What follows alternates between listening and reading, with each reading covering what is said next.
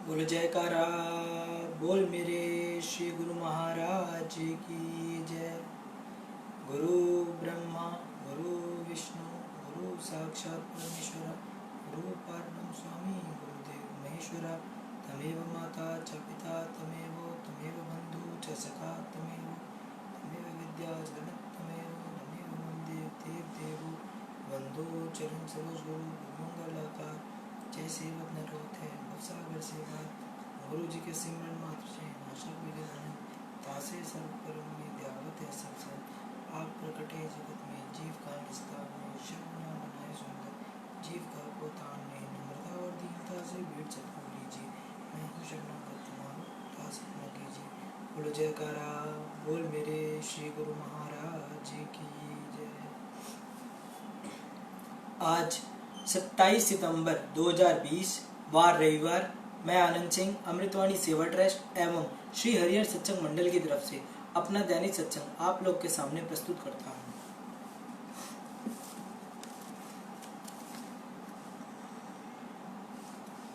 अमृत वचन।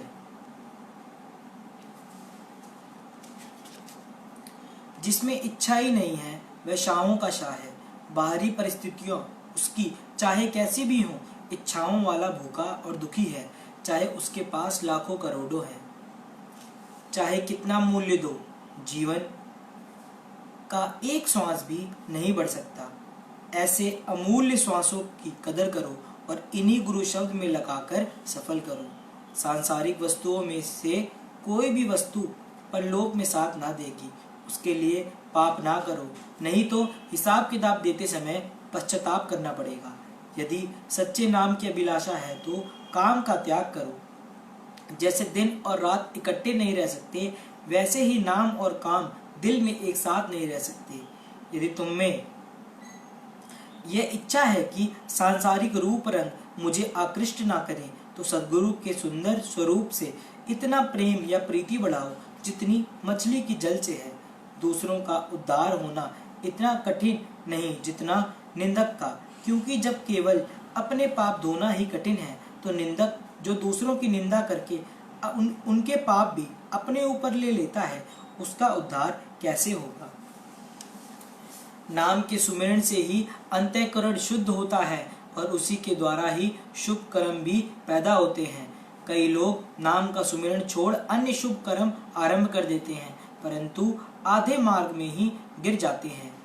किसी को अहंकार गिरा देता है, किसी को कर्मफल की इच्छा आगे बढ़ने से रोक लेती है। संतों ने नाम के सुमिरन पर जोर दिया है, इसलिए नाम का सुमिरन करना जड़ को पानी देना है और नाम को विस्मृत कर शेष कर्म करना पत्तों को गीला करना है। जो माता पिता ये चाहते हैं कि उनकी संतान सदैव सुखी रहे, तो उन्हें चाहिए कि संतान के मन में सत्संग के संस्कार आरंभ से डालें। भजन में उन्नति चाहने वालों को कम बोलने का स्वभाव बनाना चाहिए। जिन बातों से तुम्हारा काम ही नहीं, उनमें व्यर्थ हस्तक्षेप ना करो। अपने जीवन का एक एक स्वाद सोच समझकर खर्च करो और लाभप्रद सौदा करो। जो कहे कि मालिक भी मिले और कष्ट भी ना हो, वह तो बातों का पकवान खाता है। जितनी श्रेष्ठ वस्तु उतना अधिक मूल्य देना होगा। झूठे संसार के लिए मनुष्य कितने कष्ट उठाता है। यदि सच्चा मालिक सिर के भार मिले तो भी रास्ता कहा जाएगा। यह सोच कर दुखी ना हो कि ये ऐसा क्यों हुआ। यह चीज कुदरत पर छोड़ दो तो अनेकों दुखों से बच जाओगे।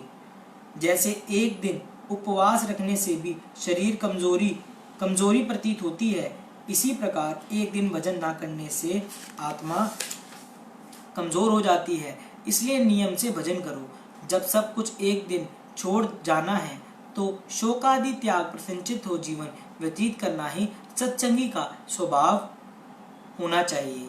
अभी अभी अमुक मनुष्य जीवित था, 1 मिनट बाद सुनते हैं कि वह शरीर छोड़ गया। ऐसे नाशवान शरीर पर भरोसा रखकर किसी से कर्कश बोलना या शत्रुता बढ़ाना अज्ञानता है। संसार में संयोग वियोग तो अटल बात है। जितना जितना एक दूसरे से लेन देन होगा, उतना ही मिलाप होने पर विलग हो जाओगे। इस बात पर यदि दृढ़ निश्चय कर लोगे तो महान दुख से बच जाओगे।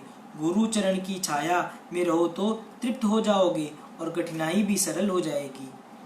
जीव को चाहिए कि अपना मन सब तरफ से हटाकर मालिक के चरणों में लगाए। जो कहे कि मुझे परमात्मा से मिलने की इच्छा है और सांसारिक मोह वो इच्छाएं भी नहीं छोड़ता, वह स्वयं को ठगता है।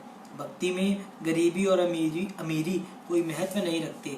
भगवान तो मन की भावना को देखते हैं। जिसने भी भगवान को पाया केवल सच्चे मन से ही पाया है।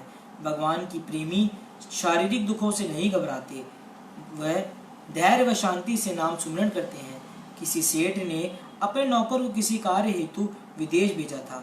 वहां जाकर ऐश आराम में फंस गया। जिस देश से गया था वह तो भूल ही गया। जब लौटा तो नौकरी भी गंवाई और लज्जित भी हुआ। हमें भी प्रभु ने मानव तन विशेष भजन भक्ति के ध्येय से दिया है। इसी लक्ष्य को प्राप्त करने के लिए संसार में भेजा है। यदि हम सांसारिक विषय भोगों में फंसकर अपना ध्येय भुला देंगे तो मालिक की कृपा से वंचित हो जाएंगे और उनके सामने लज्जित होंगे। प्रेमियों को कष्टों से बचाना तो मालिक का स्वभाव ही है।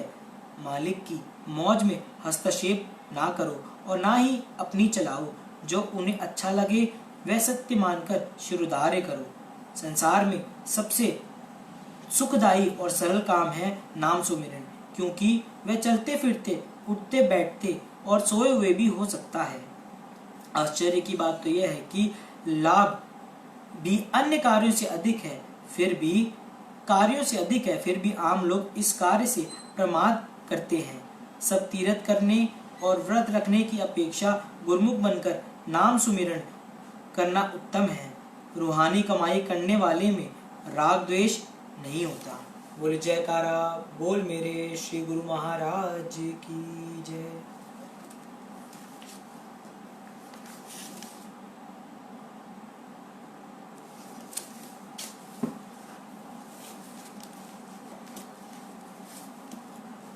सत्संग, अल्लाह और इब्राहिम। प्राय यही देखने में आता है कि प्रत्येक धर्म अनेकों उपाख्यानों और कथाओं की निधि से परिपूर्ण है। यह रोचक कथाएं न केवल हमें आनंद ही प्रदान करती हैं, अपितु अत्युत्तम सच्चे ज्ञान की लाभवंती भी कराती हैं। यहाँ सऊदी अरब की एक ऐसी ज्वलंत कथा दी जाती है जो यहाँ दर्शाती है कि मनुष्य की रहनी तथा कर्तव्य किस प्रकार का होना चाहिए। किस भांति वह मानवता की सेवा के प्रताप से सर्वोच्च स्थान प्राप्त कर अपना जीवन एक आदर्श बना लेते हैं। कई वर्ष पहले सऊदी अरब के दक्षिण भाग में इब्राहिम नाम का एक व्यापारी रहता था, जो सच्चाई, नेकी और सदाचार आदि शुभ गुणों से नगर भर में प्रसिद्ध था। क्योंकि वह प्रभु का परम प्रिय भक्त था और हर क्षण अपने मालिक के गुणानुवादों का ही गायन करता था। ऐसे सच्चे भक्त, जिज्ञासु एवं मालिक का भय रखने वाले का सदा यही अंतरीव मनोभाव रहता था कि कभी भी कोई याचक भिखारी उसके द्वार से खाली न लौटे। उसने अपने परिवार व सभी सेवकों को यह विशेष आदेश दे रखा था कि उसके घर में सदा उपयुक्त मात्रा में भोजन होना चाहिए, चाहे दिन हो या रात। यह द्वार सदा अतिथि, अभाग्यात, यात्री एवं याचक के लिए खुला होना चाहिए और उन्हें हर तरफ से आराम एवं भोजन सामग्री जुटानी चाहिए। इससे इब्राहिम की प्रसिद्धि देश भर में फैल गई। विशेष बात तो यह थी कि वह यह सब शुभ कार्य अल्लाह के नाम पर संपन्न करता था। उसे यह पूर्ण विश्वास था कि उसकी सफलता उसके प्राणनाथ प्रभु की ही एक अमूल्य देन थी। इस प्रकार मानवता की सेवा करते हुए उसे सभी प्राणियों में परमात्मा स्वरूप के दर्शन होते थे। एक दिन रात को काफी देर से इब्राहिम अपने काम से लौटा, खाना खाया एवं विश्राम हेतु बिस्तर पर लेट गया। उसके दो नौकर उसकी अनुमति से ही किसी के स्वागत सत्कार हेतु चले गए थे। अन्य नौकर, चाकर व परिवार के सभी सदस्य तो पहले से ही उस समारोह में जा चुके थे। ऐसे में किसी ने द्वार खटखटाया। इब्राहिम स्वयं उठकर द्वार खोलने लगा। जब उसने एक अति निर्धन, बूढ़े एवं लाचार भिखारी को देखा तो दया से उसका हृदय द्रवित हो उठा। भिखारी ने कहा, हे भद्र पुरुष, मैं पिछले 2 दिनों से भूखा हूँ, क्या तुम मुझे कुछ भोजन दे सकते हो? उस अभ्यागत की दरिद्रा की दुख भरी अवस्था देखकर दया आई। ऐसी दीन अवस्था में, जबकि उसके घर में कोई भी नौकर शेष ना था, उसने उसे वापस नहीं लौटाया, अपितु उस भिखारी को जल्दी से कमरे में ले गया, प्यार से बिठाया, वह रसोई से भोजन लेने चला गया। जो कुछ भी वह एकत्र कर सका वह सब लाकर भिखारी के आगे रख दिया। भूखे व्यक्ति ने तत्क्षण उसे समाप्त कर दिया तथा और भोजन देने के लिए विनय करने लगा। इब्राहिम सीधा रसोई घर में गया। वह अपने हाथों से भोजन तैयार करने लगा। कुछ ही क्षणों में उसके आगे थाली परोसते हुए इब्राहिम ने कहा, कृपया अल्लाह के नाम पर मेरा ये आतिथ्य स्वीकार करो। देखो भगवान कितने दयालु हैं। भूखे भिखारी ने पुनः भोजन किया और ऐसे उदारता भरे आतिथ्य सत्कार के लिए इब्राहिम का सादर हार्दिक धन्यवाद किया। पुनः अपनी बात दोहराते हुए उसने कहा, मैं इस नेक कार्य के लिए तुम्हें व तुम्हारे परिवार को आनंदमय जीवन व्यतीत करने के लिए आशीर्वाद देता हूँ, किंतु ये नहीं मानता कि कौन सा अल्लाह, कहाँ है ये अल्लाह, किसने देखा है उसे? जो विद्वान ही नहीं उसे क्यों पूछते हो? ये सब कहकर उसने उपहास किया। ईश्वर का भय रखने वाले इब्राहिम के लिए यह सब असहनीय था। अगर वह उस समय भोजन ना कर रहा होता तो वह उसे घर से बाहर निकाल देता। वह यह विश्वास नहीं कर पा रहा था कि कोई ऐसा भी भिखारी होगा जो ईश्वर की सत्ता न मानेगा। उसने फिर कहा, सौम्य, क्या आप नहीं देखते कि यह सब उस अल्लाह का ही महान उपकार है जिसने आधी रात के समय ऐसी विषम परिस्थिति में तुम्हें भोजन प्रदान किया? अगर वह अल्लाह इस भांति तुम्हारा भरण पोषण ना करता तो शायद तुम बच भी नहीं सकते थे। जिस अल्लाह ने तुम्हें जन्म दिया वह इतने वर्षों से तुम्हारी पालन पोषण करता रहा, तुम उसके लिए ऐसे कृतघ्न क्यों बन रहे हो? उस बूढ़े व्यक्ति ने खाते खाते पुनः अपनी बात दोहराते हुए कहा, श्रीमान जी, मैंने जिस परमात्मा को देखा ही नहीं है उसकी बात मत करो। मैं तो केवल यही जानता हूँ कि मेरे रक्षक तो केवल आप हैं। नेकी व सदाचार जैसे गुण तो मुझे आप में ही दिखाई देते हैं। अधिक क्या कहूँ, इतने नौकर चाकर होते हुए भी स्वयं आपने भोजन तैयार करके मुझे खिलाया, इसलिए मेरा तो अल्लाह केवल आप ही हैं। इब्राहिम ने अपने अल्लाह के प्रतिकूल एक भी शब्द सुनना स्वीकार न किया। वह क्रोध से उछला और ऊंची आवाज में कहने लगा, जैसे कि तुमने ईश्वर नहीं देखा और उस परमपिता परमेश्वर पर तुम विश्वास भी नहीं करते। ऐसे सोचते हो कि भगवान का आधार लिए बिना ही इतने वर्षों से जीवित भी हो। अगर ये सत्य है तो मेरे घर से बाहर चले जाओ। जो ईश्वर में विश्वास नहीं रखते उनके लिए मेरे घर में कोई जगह नहीं है। अब तुम एक क्षण भी अधिक यहाँ नहीं रह सकते। उसने भिखारी के हाथों से थाली खींची और धक्का लगाकर घर से बाहर निकाल दिया। वह दरवाजा बंद कर दिया। अभी भी वह क्रोध से आग बबूला हो रहा था और मन की उस उद्विग्न अवस्था में ही प्रभु से प्रार्थना करता हुआ निद्रा की गोद में जा पहुंचा। उसी रात को प्रभु ने उसे स्वप्न में साक्षात दर्शन दिए और कहा, वत्स, तुमने उस भिखारी को खाना समाप्त हुए बिना ही उसे बाहर क्यों निकाल दिया? तुम भली भांति जानते हो कि वह भूखा है, उसे पहले भोजन खाने देते, पुनः बाहर निकालते। इब्राहिम अब भगवान के उस दिव्य अलौकिक तेज को देखकर सदबद्ध रह गया। कांपते हुए उसने कहा, भगवान, आपने दिव्य दर्शन से आपने इस पापात्मा में को कृतार्थ कर दिया। इससे अधिक मुझे कुछ नहीं चाहिए। मैं भिखारी के साथ किए दुर्व्यवहार की क्षमा चाहता हूँ, किंतु जब भिखारी ने आपको आपकी विद्यमान सत्ता को मानने से इनकार कर दिया तो यह सब कुछ मैं सहन ना कर सका। आपका ऐसा निरादर क्यों हो? दिव्य पुरुष ने मुस्कुराते हुए अपना प्रेम भरा हाथ इब्राहिम के सर पर रखते हुए कहा, वत्स, वह है गत 70 वर्षों से ही मुझे मानने से इनकार कर रहा है, किंतु फिर भी इतने वर्षों से मैं उसे दिन में 2 बार पर्याप्त भोजन प्रदान करता हूँ। दूसरी तरफ आप हो कि मेरे खातिर एक दिन भी यह सब कुछ सहन ना कर सके। इब्राहिम का सर प्रायश्चित एवं मारे लज्जा से झुक गया। अपने पाप का प्रायश्चित करते हुए एवं अश्रु बहाते हुए उसने भगवान को दंडवत वंदना की और उनका गुणानुवाद गाने लगा। हे प्रभु, आप प्रेम के साक्षात स्वरूप हो। अब मैं यह अनुभव कर रहा हूँ कि आप कैसे हमारे दुष्कर्मों व त्रुटियों को नजर करम में न लाकर भी हम सबसे प्रेम पूर्वक व्यवहार करते हो तथा गुप्त रूप से हमारी प्रत्येक आवश्यकता को पूरा करते हो। ए मेरे अल्लाह, मुझे यही दुआ दो कि मैं भविष्य में किसी प्राणी से द्वेष न करूं। मैं प्राणी मात्र को भी कभी नाराज ना करूं। इस समय मेरी त्रुटियों को, मेरे गुनाहों को बख्श दो। भगवान ने इब्राहिम को आशीर्वाद दिया। तथास्तु ये कहकर अदृश्य हो गए। भाव यह है कि घर आए भिक्षुक को सदा स्वागत करो, चाहे जैसा भी हो। कौन जानता है कि किस वेश में खुदा मिलने आया है। सभी मनुष्य के घट में वह विद्यमान है, इसलिए सबके साथ स्नेहपूर्ण व्यवहार करो। हो सकता है कि उस वेश में वह परमात्मा तुम्हारी परीक्षा हेतु आया हो। हमारी पौराणिक कथाएं ऐसी उपाख्यानों से भरी पड़ी हैं, जहाँ समय समय पर परमात्मा ने अपने अनन्य सेवकों के श्रद्धा विश्वास की परीक्षा ली। इसलिए आज से ये प्रण कर लो कि कभी किसी का दिल न दुखाओ, क्योंकि परमात्मा का प्रत्येक घट में निवास है। अपने ऐसे उदारता एवं सद्व्यवहार से तुम ईश्वर की अनंत कृपा से सफलता प्राप्त करोगे। बोलो जयकारा बोल मेरे श्री गुरु महाराज की जय।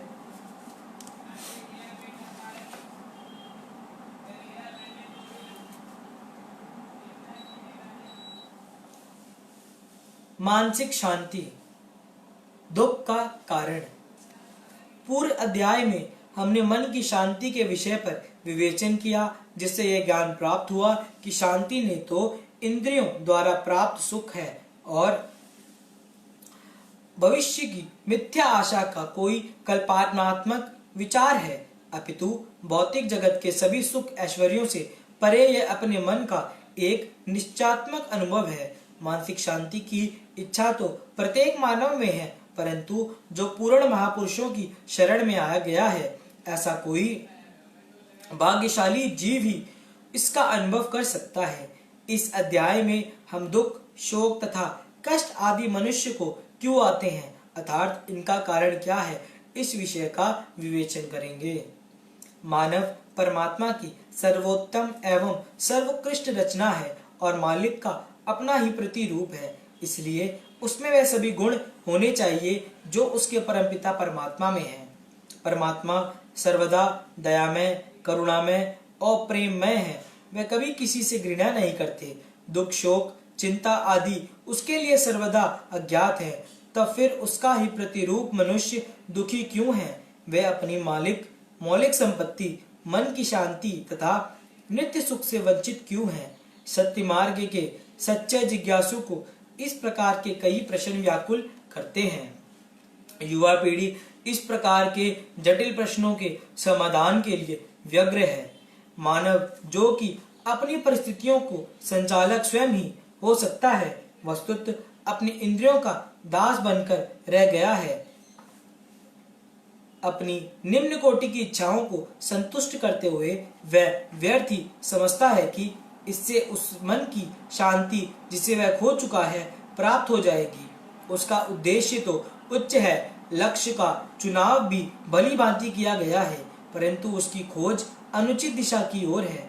जो उसका लक्ष्य है मानसिक शांति की प्राप्ति, वह तो उसके भीतर ही है, किंतु वह उसकी खोज ब्रह्मा पदार्थों में कर रहा है। तो इस प्रकार वह अपने उद्देश्य में सफलता कैसे प्राप्त कर सकता है। उसकी खोज का यह अनुचित ढंग ही उसके दुखों का मूल कारण है। यह इसलिए कि वह स्वयं को शरीर समझता है, जबकि वास्तव में उस शरीर से परे शरीर रूपी यंत्र को चलाने वाली अंतः शक्ति है। यह शरीर उसे इसलिए मिला है ताकि वह आत्मा पर अनंत वर्षों से जमी हुई विषयों की गंदगी को साफ कर सके। यह शरीर तो उसे परमात्मा की उन्नति तथा शांति प्राप्त करने के लिए मिला था, परंतु अज्ञानता के कारण आत्मा समस्त जीवन भर शरीर की सेवा में ही लगी रहती है। अतः मानव को उचित दिशा की ओर मुड़ना चाहिए, अपने भीतर देखना चाहिए, जहाँ उसके जीवन का लक्ष्य, तभी वह आनंद अनुभव कर सकता है और अपनी खोई हुई उस संपत्ति शाश्वत सुख को प्राप्त कर सकता है। यह कहता है कि यह कहावत है कि मछली नीचे पत्थर से टकराने के बाद ही सतह पर आती है। यह स्वाभाविक ही है कि क्योंकि जब पेंडुलम अपनी अंतिम सीमा पर पहुंच जाता है तो उसकी प्रतिक्रिया अवश्य होती है। इसी तरह मानव जब अपने ऐश्वर्यमय जीवन से शुद्ध हो जाता है तो वह भौतिक विचारधारा से विमुख होना चाहता है और उसके मन में राहत, शांति और आराम की इच्छा पैदा होती है।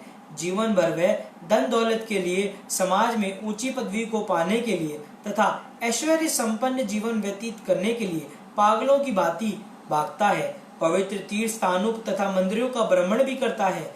यह सब वह इसलिए करता है, वह ऐसी शांति जहाँ कोई बेचैनी अथवा चिंता ना हो, जहाँ केवल शांति और आनंद हो, ऐसी मानसिक अवस्था को प्राप्त कर सके। किंतु यह सब कुछ करते हुए भी दुर्भाग्य से वह अपने लक्ष्य को प्राप्त करने में असफल रहता है। इन सब से उसके दुख, चिंता तथा परेशानियां बढ़ती ही जाती हैं। जितना अधिक वह नाम और शान के पीछे भागता है, उतना अधिक उसकी शांति बढ़ती ही जाती है और वह बेचारा असमंजस में पड़ जाता है कि वह कैसे इन सामाजिक जिम्मेवारियों के जाल से मुक्त हो, जिसे उसने स्वयं ही अपने चारों ओर बुना है।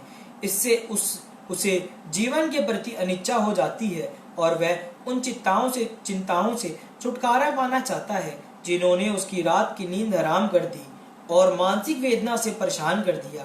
परंतु मनुष्य अपनी इन समस्याओं के समाधान के लिए कहाँ जाए, यह एक समस्या है। वैज्ञानिक और संत दोनों ही मानव कल्याण के लिए कार्यरत हैं। दोनों ही मनुष्य को दुखों और चिंताओं से छुटकारा दिलाना चाहते हैं, किंतु दोनों की परीक्षण प्रयोगशालाएं परस्पर नितांत भिन्न है। वैज्ञानिक दृश्यमान संसार में आनंद और शांति की खोज करते हैं। उनकी खोज केवल स्थूल शरीर के लिए सुख साधन जुटाने तक ही सीमित है। वे आत्मा के बारे में नितांत अनभिज्ञ हैं। परंतु संत जनों की प्रयोगशाला मनुष्य शरीर के भीतर ही है। वे मनुष्य को बहिर्मुख से अंतर्मुख करते हैं, जहाँ सुख और शांति का साम्राज्य है। निसंदेह विज्ञान ने एक लंबा मार्ग तय कर के मानव के लिए शारीरिक सुख साधन जुटाने में काफी सफलता प्राप्त की है, किंतु यह विज्ञान उसे मानसिक शांति देने में असफल रहा है। विज्ञान की भौतिक क्षेत्र में हुई प्रगति निश्चय ही प्रशंसनीय है। मनुष्य को शारीरिक रोग उतना नहीं सताते जितना कि मानसिक दुख, क्योंकि औषधि विज्ञान की खोज में उन्नति के कारण शारीरिक रोगों की समस्या काफी सीमा तक कम हो गई है। दुख और चिंता तो उसके जीवन के अंग बन गए हैं। प्रत्येक व्यक्ति के पास शारीरिक, मानसिक या वैचारिक व्यथा बिना बुलाए ही आ जाती है। इस संसार में हमारे चाहे या प्रयत्न किए बिना कुछ भी प्राप्त नहीं होता। जाने या अनजाने में हम जो कुछ भी प्राप्त करते हैं, उसका प्रयत्न हमने अवश्य किया होता है। यह दुख भी स्वयं मांगने पर हमें प्राप्त होता है, भले ही इसका हमें आभास नहीं होता, क्योंकि अनजाने में ही हम ऐसी मांग कर बैठते हैं जिसकी प्राप्ति दुख का कारण बन जाती है। वास्तव में हमें प्रकृति के नियमों का उल्लंघन करके ही दुख प्राप्त करते हैं। उस सर्वशक्तिमान ने तो हमें इस संसार में इसलिए भेजा है ताकि हम उसके एक साथ एक रूप हो सकें, उसी में एकीकृत होकर उसे जान सकें और आवागमन के चक्कर से मुक्त हो सकें। लेकिन हमने इस ओर तनिक भी ध्यान नहीं दिया। मनुष्य जैसा बोता है वैसा ही काटता है। यह प्रकृति का शाश्वत नियम है और इस नियम की कोई भी अवहेलना नहीं कर सकता। जो अपना हाथ स्वयं आग में डालता है, उसे तब तक जलन की पीड़ा होगी ही जब तक उसे शीतल वायु तथा ठंडक प्रदान करने वाली औषधि नहीं मिलेगी। ठीक उसी प्रकार यह नियम मन के क्षेत्र में भी लागू होता है। घृणा, क्रोध, ईर्ष्या, काम, लोभ, यह सब प्रकार की अग्नियां प्रत्येक को स्पर्श करती ही जलाती हैं, जिसके कारण उसे उस जलन के दुख को ही भोगना पड़ता है। ये सभी वृत्तियां मन की बुराइयों के रूप में विद्वान है, क्योंकि वह मन को व्यर्थ तथा अव्यवस्थित कर देती हैं और फिर कभी न कभी ब्रह्मा रूप में दुख, पीड़ा, निराशा, असफलता और दुर्भाग्य का रूप धारण कर शरीर से प्रकट होती है। जबकि प्रेम, नम्रता, सद्भावनाएं और पवित्रता आदि शीतल वायु के समान आत्मा को शांति और स्नेह देती हुई उसे शाश्वत सत्य के साथ एक रूप बनाती हैं और शरीर को ब्रह्मा रूप में भी स्वास्थ्य, शांतमय वातावरण, स्थायी सफलता तथा सौभाग्य प्रदान करती हैं। सृष्टि में व्याप्त इस महान नियम को भलीभांति समझने के पश्चात मनुष्य जिस अवस्था को प्राप्त कर लेता है, वह आज्ञाकारिता की अवस्था कहलाती है। सभी शक्तियां और सभी दुर्बलताओं के कारण मन उसके भीतर ही है। इस महान नियम के अनुरूप चलना अर्थात इस नियम को समझ लेना शक्ति है और इसके विपरीत चलना दुर्बलता है। उसे स्पष्टता मालिक की यह इच्छा है कि हम उसके साथ मिलकर एक हो जाएं, अर्थात हमारा अस्तित्व उसी में समा जाए, परंतु हम अपनी कमजोरी के कारण उसकी मौज के अनुसार नहीं चल पाते और अपनी इंद्रियों के दास बनकर ही रह जाते हैं। हम इतने लापरवाह हो जाते हैं कि उसको याद तक करना भूल जाते हैं। हम उस अलौकिक संगति से भी बेखबर रहते हैं जो हमारे अंदर निरंतर प्रतिध्वंदित हो रहा है।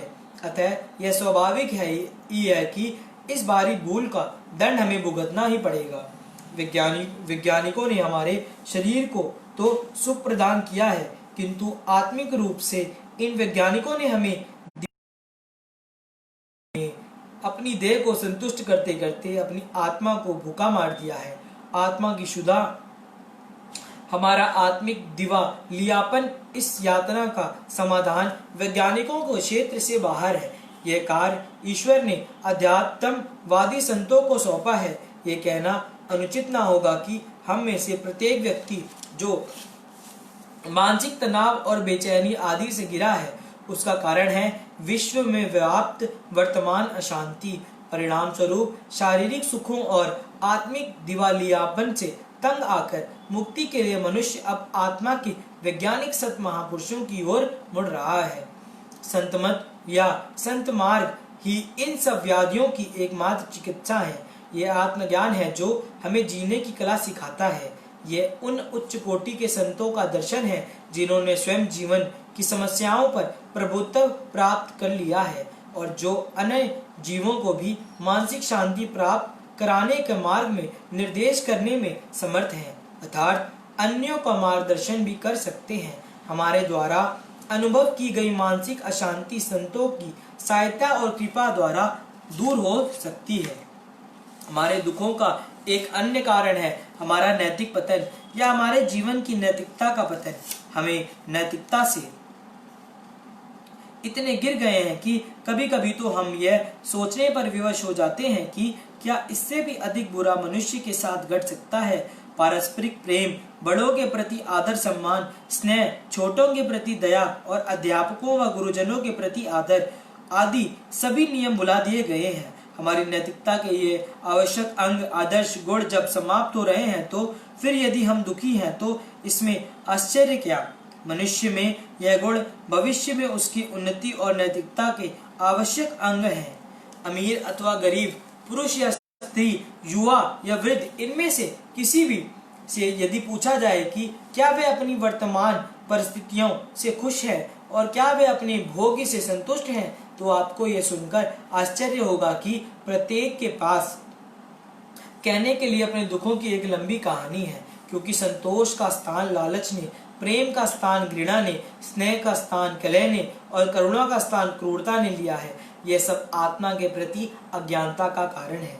जब तक हम विरोधी शक्तियों का काल और माया के अधीन है तथा इंद्रियों के रसभोगों के प्रलोभन में फंसे हुए हैं, तब तक मन की शांति और आनंद प्राप्ति के बारे में सोचना भी व्यर्थ है।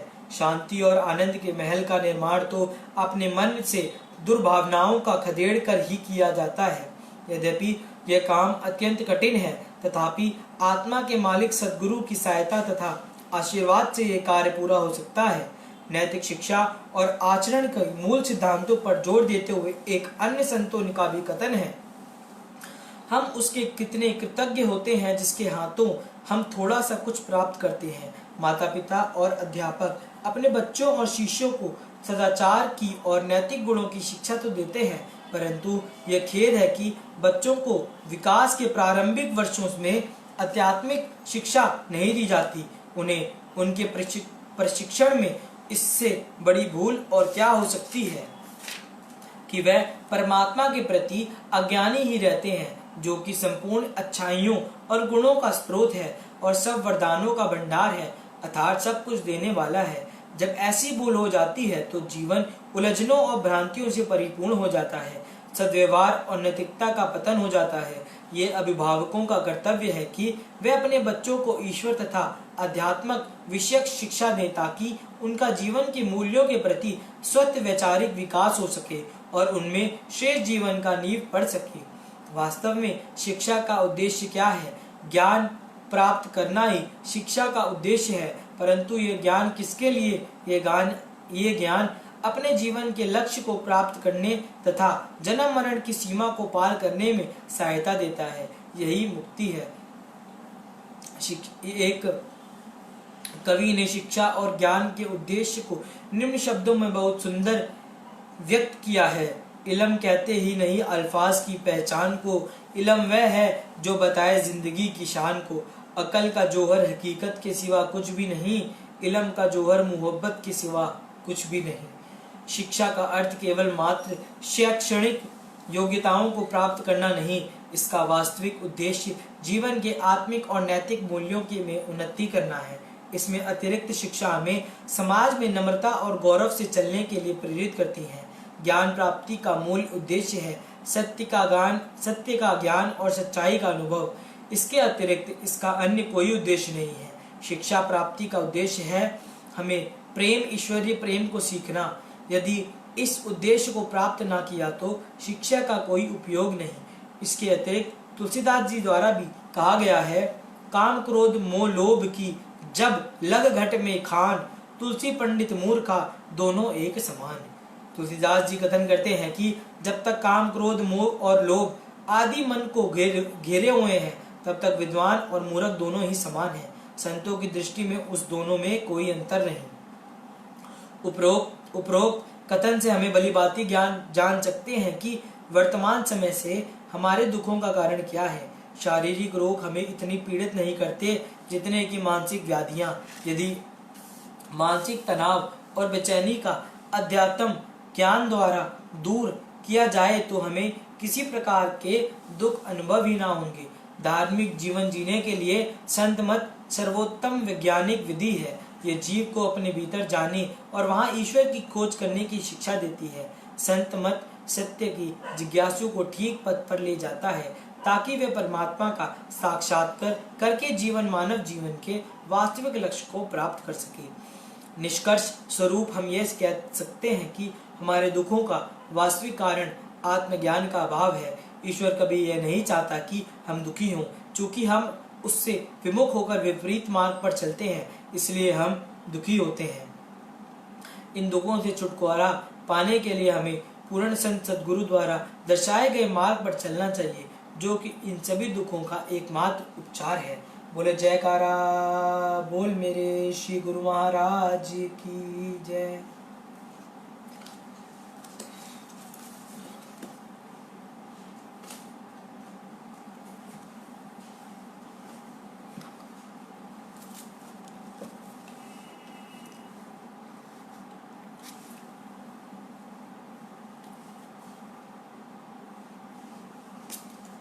सत्संग सार उपदेश सदगुरु का शब्द। दुनिया में हर एक इंसान का दर्जा उसके अपने ख्यालों के मुताबिक हुआ करता है। इंसान की जो बढ़ाई और महिमा कही गई है वह फकत अच्छे और नेक ख्यालों के सबब ही कही गई है। जिसके ख्याल अच्छे हैं, नेक हैं और मालिक से मिले हुए हैं, ऐसे इंसान के ख्यालों की कीमत ही नहीं लगाई जा सकती। लेकिन जिस इंसान के ख्याल माया से मिले हुए हैं अथवा काम क्रोध लोभ मोह अहंकार के अधीन है, ऐसे ख्यालों की क्या विशेषता और उनका दर्जा क्या है? जरा विचार करके देखा जाए तो दोनों तरह के ख्यालों में बड़ा भारी अंतर है। दोनों में इतना बड़ा अंतर है कि अंदाजा और निस्बत ही नहीं लगाई जा सकती। एक के ख्याल मालिक से मिले हुए हैं और दूसरे के माया से मिले हुए हैं। स्पष्ट शब्दों में यूं कहा जाएगा कि एक तो मालिक से मिलने के यत्न में लगा हुआ है और एक मालिक से जुदा होकर माया के साथ मिलना चाहता है। माया क्या चीज है और उसका रूप क्या है? यह कि काम क्रोध लोभ मोह अहंकार की वृत्तियां हर वक्त इंसान को वर्ग लाती और भरमाती रहती हैं। यह हमेशा मन को भटकाया करती हैं। मन स्वभाव से ही इन वृत्तियों के साथ मिला हुआ है, इसलिए मन हर वक्त यही बातें सोचता है कि जिससे काम की जय हो या लोभ बढ़े अथवा मोह अहंकार में तरक्की हो, अर्थात मन हर वक्त नफसानियत की उधेड़ बुन में ही लगा रहता है।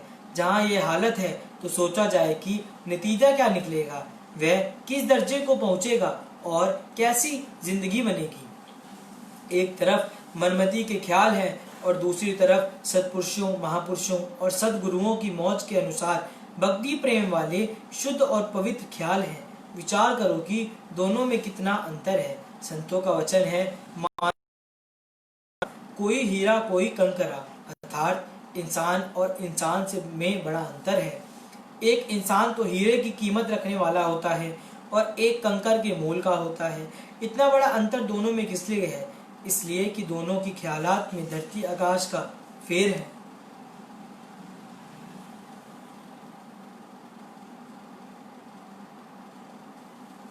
इसलिए कि दोनों के ख्यालात में धरती आकाश का फेर है। कहाँ गुरुमुख पुरुष और कहाँ एक मनमुख जीव, कहाँ तो सत्पुरुषों की जीव मौत से मिले हुए ख्याल और कहाँ मनमति के ख्याल। हीरे और कंकर का अंतर है दोनों में।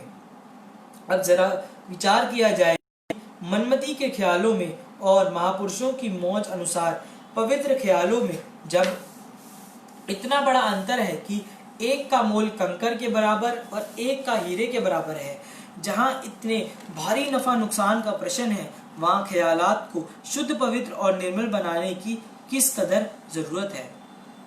इस भारी नफा नुकसान को देखते हुए सत्पुरुषों को दया आती है और उन्हें दुख होता है कि क्यों जीव नुकसान की तरफ जाता है, क्यों काम क्रोध लोभ मोह अहंकार इसे धोखा देकर नुकसान कर रहे हैं। इन दुश्मनों ने क्यों जीव पर गलबा डाल रखा है और क्यों ये जीव ताकतवर होते हुए भी इनके तले दबा हुआ है। यह कोई मामूली सा नफा नुकसान तो नहीं कि इसकी परवाह ना की जाए। हाँ, अगर हजारों लाखों या करोड़ों रुपए के नुकसान तक की बात होती तब भी महापुरुष इस कदर ख्याल ना करते और ना ही इतना जोर देते, क्योंकि यह झूठी दौलत तो महापुरुषों की नजरों में कोई चीज ही नहीं। यहाँ तो मालिक की सच्ची भक्ति के होने या ना होने में इतने भारी नफा नुकसान की बात है कि उस नफा या नुकसान का मुकाबला तीनों लोग के धन से भी नहीं किया जा सकता। हाँ, ये इससे भी बढ़कर नफा नुकसान का सदा है। कहा तो मनमती जीव को नीच योनियों और 84 के चक्कर में ले जाए, तथा कहा यदि जीव संत सद्गुरुओं के वचन और उनकी आज्ञा व मौज को कबूल कर ले तो वह मालिक से जा मिले। इतना बड़ा फेर है।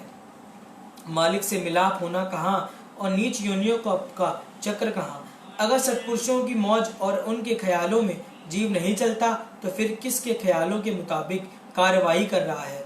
फिर तो वह काम क्रोध लोभ मोह अहंकार के अधीन चल रहा है ना। तो फिर ये उसे कहाँ पहुंचाएगा?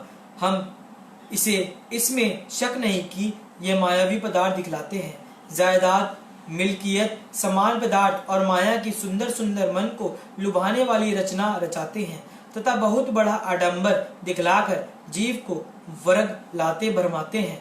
मगर इनकी रानुमाई जीव को कहाँ पहुंचाएगी? जीव किस गति को जा प्राप्त करेगा? इसलिए संतों का कहना है कि यह बेहिसाब और बेअंदाजा नफा नुकसान है। परम संत श्री कबीर साहिब जी फरमाते हैं कि कबीर गुरु की भक्ति बिन राजा गधा होए, माटी लदे कुम्हार की घास न डारे कोई। अब विचार किया जाए कि जारी हालत में तो राजा की पदवी प्राप्त है, संसार के सभी सामान सुख ऐश्वर्य ऐश इशरत आदि अपने कब्जे में है, किस चीज की कभी कोई कमी नहीं, मगर फकत सच्ची भक्ति उसी के पल्ले नहीं। तो संतों ने उसको आत्मा को क्या दर्जा दिया? पशु का ही दर्जा उसे दिया गया ना। आखिर माया के सामानों ने उसे कहाँ पहुंचाया? अगर भक्ति नहीं तो फिर माया तो जीव की यही गति करेगा ही। अगर जीव महापुरुषों के वचन को कबूल नहीं करता और मनमति के ख्यालों से सूरती को लगाता है तो मनमति के ख्याल उसे कहाँ ले जाएंगे? यह भारी नफा नुकसान का सवाल सामने ना होता तो महापुरुष इस कदर बार बार हिदायत क्यों करते और क्यों इतना कष्ट उठाते? महापुरुषों संतों का इतिहास पढ़ो, उनकी वाणियां पढ़ो और उनके जीवन चरित्र देखो। उनके सभी कार्यवाही और उद्देश्य हिदायत वगैरह किस लिए कि जीव नीच योनियों का शिकार ना हुए। महापुरुष फकत इन्हीं दुश्मनों अर्थात काम क्रोध लोभ मोह अहंकार आदि से बचाते हैं, जो कि मन को लुभाने वाली रचना दिखलाकर जीव को वरगलाते और भरमाते हैं वे तो जीव के दुश्मन हैं, इसलिए जाल में फंसाएंगे ही। अगर जीव भी इन दुश्मनों पर भरोसा करके इनसे मिल रहे तो क्या ये दुश्मन भी कभी सुख पहुंचाएंगे? जरा विचार करो कि इंसान खुद ही अंदाजा लगाए कि अगर उस पर काम, क्रोध या लोभ, मोह, अहंकार अथवा पांचों सवार हैं तो उसकी क्या गति करेंगे? क्या वे शांति देंगे? वे भला कहाँ से शांति दे सकते हैं? बस इसी बात का विचार को होना चाहिए कि काल, माया और मन जीव पर दबाव डालते हैं और उसे अपने कब्जे में करना चाहते हैं। मनमुक्ता जोर पकड़ लेती है, फिर क्या होता है कि जीव सत्पुरुषों के पवित्र वचनों से भटक जाता है। वह इन सत्स्वरूप वचनों की कदर नहीं करता, सद्गुरु की मौत से लापरवाही और बेकदरी करता है, तो फिर वह किसके अधीन हो गया? वह तो फिर काल और माया को मौका मिल गया तो वे बल पाकर उस पर सवार हो गए। श्री कबीर साहिब जी फरमाते हैं कि सद्गुरु बचन उल्लंघी करी, जो सेवक कहूँ जाए, जहाँ जाए तहाँ काल है, कहे कबीर समुझाए। इसलिए सत्पुरुष समझाते हैं कि अगर महापुरुषों के वचन की कदर नहीं की और उस पवित्र वचन से लापरवाही बरती तो फिर काल उसे अपने पंजे में दबोच ले गया। यही सद्गुरु का शब्द और उनका पवित्र वचन ही तो काल और माया के हमले से बचाने वाला है। अगर उसी से लापरवाही है तो फिर उसकी रक्षा और बचाव ही कौन करेगा? गुरु का सबदू रखवारे, चौकी चौगर्दी हमारे। फकत गुरु का शब्द ही जीव की काल और माया से रक्षा कर सकता है। यह चौकीदार और पहरेदार है। जिस तरह चौकीदार के होते हुए चोर डाकू की हमला कर सकने की हिम्मत नहीं पड़ती, इसी प्रकार ही अगर सद्गुरु का शब्द पल्ले है तो फिर काल माया की क्या मजाल जो जीव पर गलबा पा सके। लेकिन अगर जीव महापुरुषों के वचनों की लकीर से बाहर होता है, सत्पुरुषों के वाक के दायरे से बाहर निकल जाता है, तब तो दुश्मन हरगिज ना छोड़ेंगे। जिस प्रकार श्री सीता जी को झोपड़ी से बिठलाकर श्री लक्ष्मण जी ने बाहर एक लकीर खींच दी थी कि इससे बाहर हरगिज मत जाना। रावण अवसर पाकर सीता जी को वरगलाने के लिए आता, मगर लकीर के अंदर जा सकने का साहस नहीं था। परंतु ज्यों ही सीता जी ने लकीर से बाहर एक ही कदम रखा कि रावण का बस चल गया। फिर सीता जी की क्या हालत हुई? श्री राम जी से बिछुड़ गई और बिछुड़ कर उसने कितना दुख पाया, किस कदर परेशानी उठाई। इसलिए संत कहते हैं कि सद्गुरु का शब्द ही एक अपनी चीज है। इसी कारण सद्गुरु शब्द की इतनी बड़ी महिमा गई है।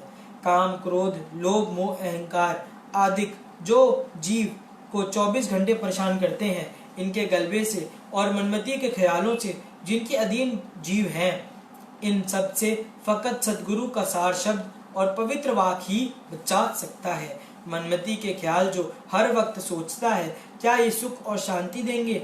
नहीं, सुख तो केवल सद्गुरु के वाक और शब्द में है।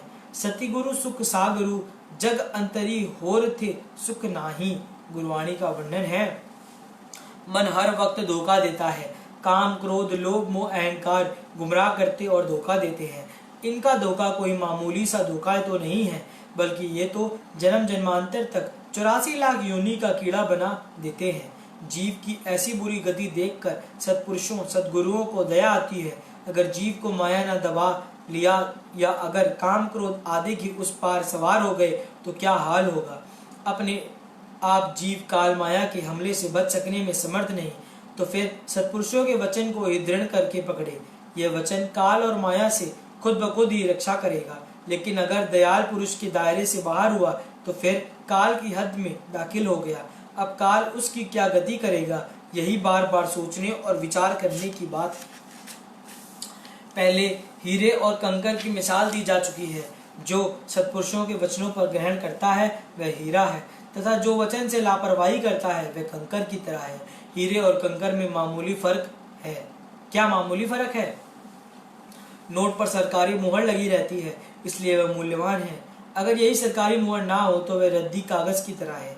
इसी तरह महापुरुषों के वचन और सार शब्द सरकारी मुहर है।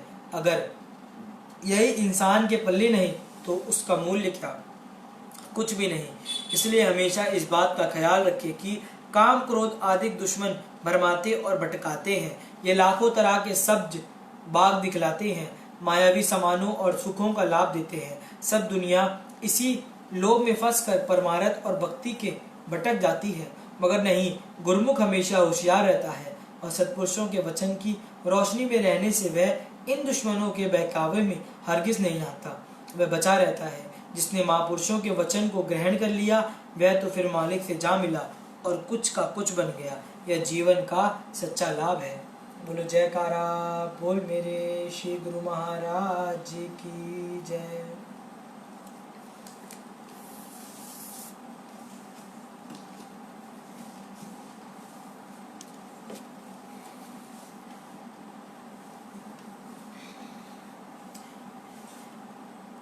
श्री परमहंस अद्वैत मत श्री द्वितीय पातशाही जी महाराज प्रवचन। ख्यालों में मेरा मेरा और तेरा तेरा का होना ये सब माया है। अंतर केवल इतना है कि मेरा मेरा मलिन माया है और तेरा तेरा शुद्ध माया है। एक लोहे की बेड़ी है तो दूसरी सोने की बेड़ी, परंतु है दोनों बंधनों का कारण। चाहे मनुष्य कितनी ही विद्या क्यों ना पढ़ ले, कितना ही चतुर क्यों ना हो और अपने को बहुत बुद्धिमान समझता हो, संसार के काम करने में कितना ही निपुण क्यों ना हो, यदि अपने दिल से मेरे तेरे के ख्याल को दूर ना कर सका, मेरी तेरी की अज्ञानता के चक्र से स्वयं को नहीं बचा सका, तो उसकी समझ केवल शरीर तक ही है। जिज्ञासु को इन दोनों से ऊपर उठना है। मैं और तू को त्यागना ही उत्तम भक्ति है। परम संत श्री कबीर साहिब जी का वचन है, मोर तोर की जावेरी बटी बाधा संसार, दास कबीरा क्यों मंदे जाके नाम आधार। मेरे तेरे को दूसरे शब्दों में आपा भाव भी कहते हैं। मन का आपा भाव बिना सद्गुरु के उपदेश के जीव स्वयं दूर नहीं कर सकता। जिस तरह गंदगी नाली का पानी गंगा जी से में मिलकर गंगा रूप हो जाता है, इसी तरह से जीव भी जब तक सद्गुरु की आज्ञा व मौज में अपने आपा भाव की समर्पित नहीं कर देता, तब तक इसका निस्तार नहीं। सद्गुरु ही जीव के आपा भाव को दूर करके जीव को आनंदमय तथा सुखरूप बना देते हैं, जिससे मेरे तेरे का झगड़ा सदा के लिए दूर हो जाता है। जो वस्तु जिस जगह रखने के योग्य होती है या जहाँ उसके रखने का स्थान नियत है, वहाँ ही वह वस्तु शोभा देती है। उदाहरण, कपड़े अलमारियों में, आभूषण डिब्बों में बंद करके तालों में तथा रुपये तिजोरियों में रखने से शोभा देते हैं। पानी अपनी जगह, आग अपनी जगह तथा खाने पीने की वस्तुएं अपनी जगह पर सुहाती हैं। मतलब यह कि घर में जो भी सामान होता है सबको उचित स्थान पर रखने में ही घर की सुंदरता होती है और सबको आराम मिलता है। विपरीत इसके यदि खाने पीने की वस्तुओं को गंदी जगह पर, पानी को संदूकों में और आग को कपड़ों की अलमारी में तथा आभूषणों को बाहर रख दिया जाए तो सारे घर के लिए मुसीबत पैदा हो जाएगी। इसी प्रकार मालिक का सिंहासन अंदर दिल में है और शारीरिक भोग ऐश्वर्यों का सामान बाहर मौजूद है। संबंधी धन तथा मकान आदि से मनुष्य का संबंध शारीरिक है। इन वस्तुओं को दिल में जगह नहीं देनी चाहिए। दिल को सत्पुरुषों ने मालिक का सिंहासन कहा है। ईश्वर के सिंहासन पर संसार की असत वस्तुओं को जगह नहीं देनी चाहिए। संत सत्पुरुष किसी भी वस्तु को प्रयोग करने से मना नहीं करते। शरीर के निर्वाह के लिए संसारिक वस्तुओं से संबंध रखो, परंतु इन संसारिक वस्तुओं को दिल में स्थान न देकर दिल को मालिक के लिए रखना है। दिल का हुजरा साफ कर जाना के आने के लिए, ध्यान गैरों को उठा उसके बिठाने के लिए। संत तुलसीदास जी फरमाते हैं, जैसे नाव तो पानी में तैरती है, मगर नाव के अंदर पानी भरने से नाव एकदम डूब जाती है। यदि दिल में सांसारिक वस्तुओं का लगाव बढ़ गया तो जीवन नैया भवसागर में डूब जाएगी। इन मायावी पदार्थों से लगाव दुखदायी है, इसलिए मनुष्य तब सुखरूप बन सकता है जब इन मायावी पदार्थों से लगाव ना रख सके। शरीर का संबंध संसार से हो और दिल का संबंध मालिक से हो, तभी संसार रूपी सागर से पार हो सकता है। पूंजी या संपत्ति दो तरह की मानी गई है, एक नगद एवं आभूषण, दूसरा जमीन व मकान अर्थात चल अचल संपत्ति। यदि कभी एक शहर से दूसरे शहर जाना हो तथा तब रुपया तथा आभूषण एक स्थान से दूसरे स्थान पर आसानी से ले जाए जा सकते हैं, इसे चल संपत्ति कहते हैं। मगर जमीन व मकान अचल संपत्ति है जो साथ नहीं जा सकते।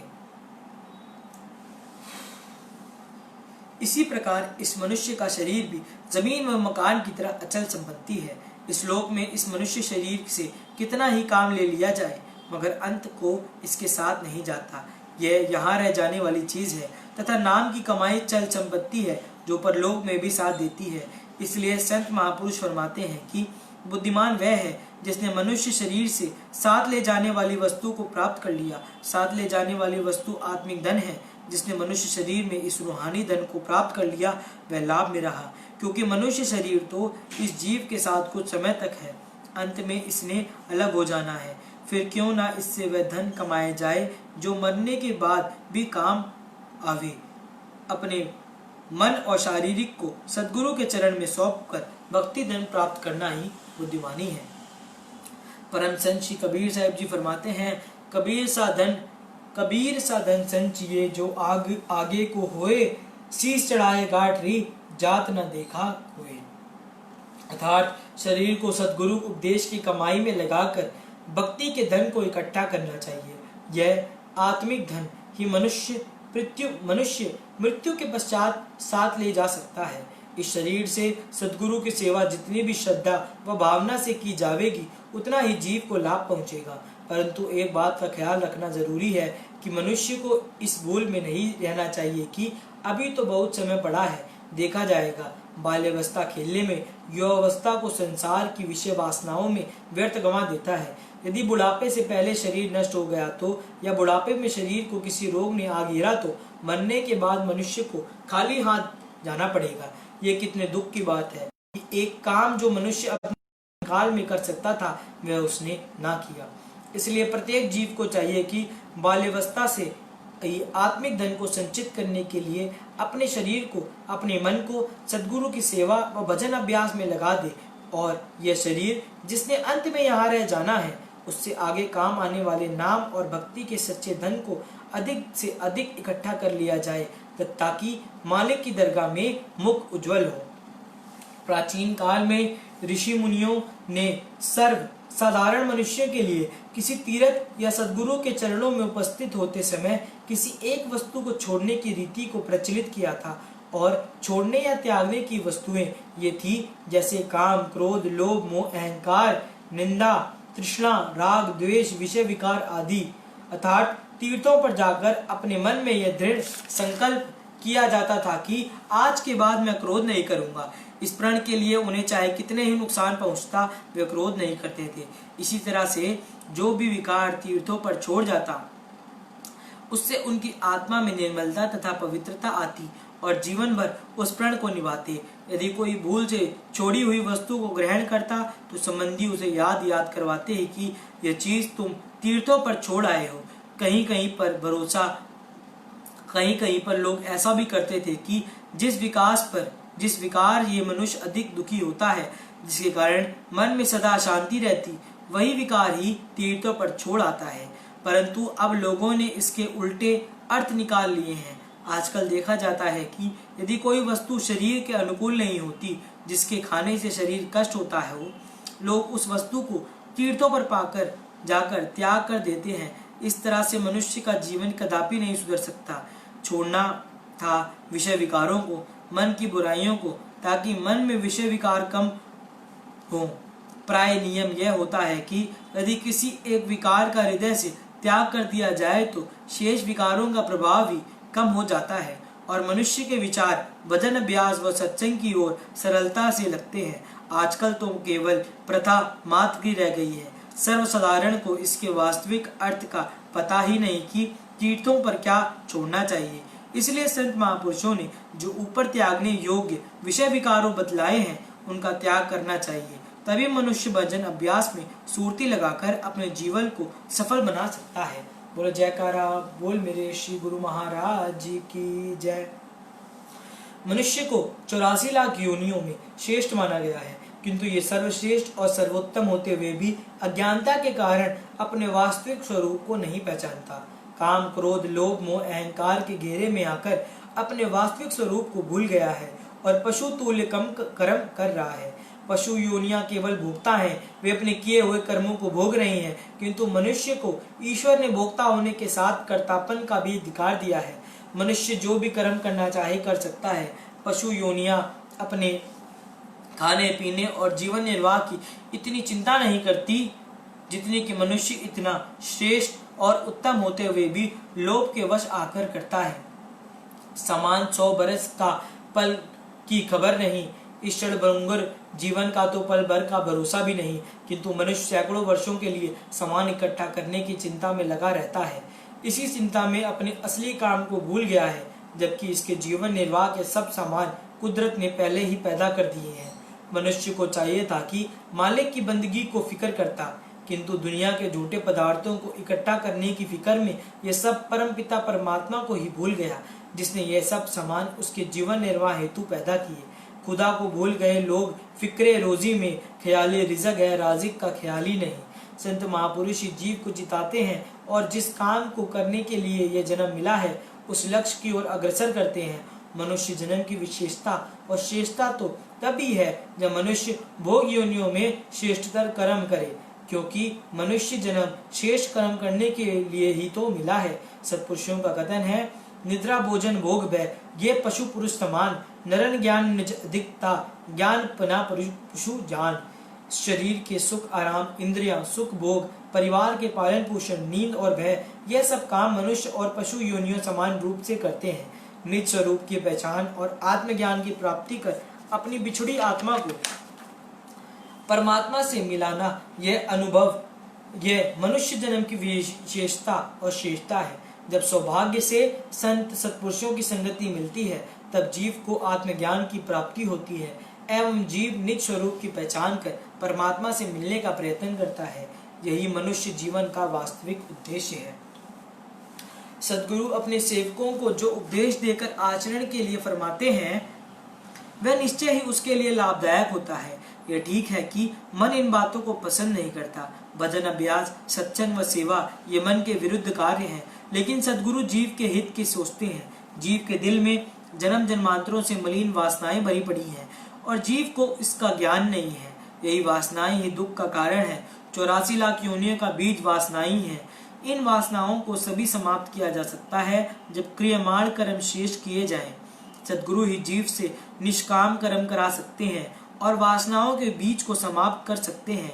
जिस प्रकार कोई भी अनाज आग की भट्टी से भून दिया जाए तब वह उग नहीं सकता, इसी तरह से भजन अभ्यास, सत्संग, सेवा व नम्रता से जीव के हृदय में जब सद्गुरु के प्रेम की अग्नि पैदा हो जाती है तब इस प्रेम की अग्नि से विषय वासनाओं का बीज जल जाता है। इसलिए सद्गुरु जीव को जितने भी उपाय बताते हैं सबका अर्थ यह होता है कि जीव के हृदय में प्रेम की जागृति हो। वैसे भी यह नियम होता है कि लोहे को लोहा काटता है। संसार के मोह को सद्गुरु के प्रेम से समाप्त किया जा सकता है। मन पंछी तब लगी उड़े, विषय वासना माही, प्रेम बाज की झपट में जब लगी आयो नाही। परम संत श्री कबीर साहिब जी फरमाते हैं कि सद्गुरु का प्रेम दिल में आने से मन की शक्ति क्षीण पड़ जाती है। इसलिए सद्गुरु के प्रेम को सब साधनों व उत्तम व श्रेष्ठतम माना गया है। इसी सच्चे प्रेम से जीवात्मा परमात्मा से एक रूप हो जाती है। यही मनुष्य जन्म की सिद्धि है। वेदांत की केवल चर्चा करते रहना और उसे अपने आचरण में ना उतारना यह हमें प्रिय नहीं। हमारे मत में तो वेदांत के अद्वैत भाव को अपने दैनिक नियमों के साथ देना चाहिए। कथनी की सुंदरता कथनी में प्रकट हुआ करती है। यही संत महापुरुषों का सिद्धांत है। हर एक मनुष्य के मस्तिष्क में ईश्वरीय ज्ञान तो विद्वान है, किंतु संसार की आसक्ति के कारण वह ऐसे आच्छादित हो गया है जैसे धुएं से आग। यदि यह आवरण ना होता तो वह ज्ञान हमारे कार्य व्यवहार में बड़ा सहायक होता। मनुष्य एक क्षण भी बिना कर्म किए रह नहीं सकता, परंतु कर्म श्रेष्ठ वह है जो ज्ञान पूर्वक किया जाए। इन दोनों का एक साथ रहना मानव को सच्चे अर्थों में मनुष्य बनाता है। केवल शुष्क ज्ञान की चर्चा करते रहना लाभदायक नहीं और ईश्वरीय ज्ञान को प्राप्त किए बिना जो कर्म किए जाते हैं वे बंधन के कारण होंगे। सर्वश्रेष्ठ कर्म उसे ही कहा जाता है जिसके द्वारा ईश्वर की प्राप्ति हो। परमार्थ की सफलता केवल वाणी के द्वारा ज्ञान भरी बातों के कहनों से नहीं मिला करती। ज्ञान के साथ यदि भक्ति के साधन नहीं अपनाए जाते तो मानो जीव एक ऐसे पक्षी की तरह है जिसका एक ही पंख हो।